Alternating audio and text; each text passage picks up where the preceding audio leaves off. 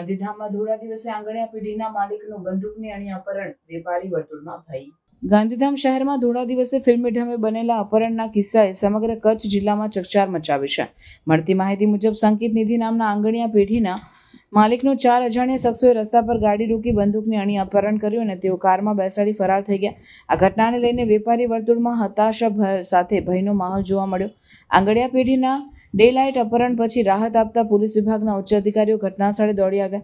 ગાંધીધામ એ division police, SOG, LCB તેમજ SP સહિતના અધિકારીઓ તપાસ શરૂ કરી છે. પોલીસે શહેરના વિવિધ બિંદુઓ પર ચુસ્ત નાકાબંધી કરી છે અને એપિસોડ સાથે સંબંધિત કોઈ દેવાણગી ક્લુ જેને શોધવા મશીનરી લાગી કરી છે. પ્રાથમિક તપાસમાં જાણવા મળ્યું કે અલગ અલગ વાહનોમાં આવેલા 4 શખ્સોએ છેલ્લા કેટલાક દિવસોથી આંગણિયા પેઢીનું રેકી કરીને સમગ્ર પ્લાનિંગ ઓર્ગેનાઇઝ કર્યું હતું. માર્કેટ વિસ્તારમાં બનેલી ડે લાઇટ ક્રાઇમના કારણે વેપારીઓમાં સુરક્ષા અંગે ગંભીર ચિંતાનો માહોલ છે અને તેઓએ વધુ પોલીસ સુરક્ષા તેમજ તાત્કાલિક દબાણકાર કાર્યવાહીની માંગણી ઉઠાવી છે. આ બનાવ સાથે શહેરમાં આખલા રૂટ ઉપર ડરનો માહોલ ફેલાઈ ગયો છે.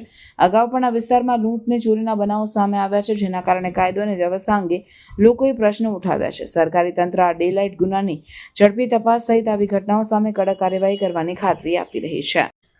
આજ રોજ બપોરે 2:15 આસપાસ ગાંધીધામ વિસ્તારમાં આવેલી સંકેત નિધિ આંગણિયાના સંચાલક કેતનભાઈ કાંકરેજાનું અજાણ્યા ઇસમો દ્વારા અપહરણ કરવામાં આવેલું અને આ ઘટનાની જાણ પોલીસને થતાં તાત્કાલિક પોલીસની ટીમો બી એની પાછળ લાગી ગઈ અને સમગ્ર જિલ્લામાં પોલીસ દ્વારા કોમ્બિંગ અને નાકાબંધીનું કરવામાં આવ્યું અને જે દરમિયાન પોલીસની સતત આરોપીની પાછળ હોવાના નાતે આરોપીઓ જંગી સાઈડ ભાગી ગયેલા હતા અને ત્યાં ભોગ બનનારને ઉતારીને આરોપીઓ ત્યાંથી ફરાર થઈ ગયેલા છે અને ભોગ બનનાર અને જે ગાડી સ્વિફ્ટ ગાડીમાં કેતનભાઈનું અપહરણ કરવામાં આવ્યું તે ગાડી અને ભોગ બનનાર પોલીસને મળી ગયેલ છે અને પોલીસ દ્વારા આરોપીઓની તેમજ આ સમગ્ર બનાવ કયા કારણસર બનેલ છે તેની તપાસ તજવીજ ચાલુમાં છે.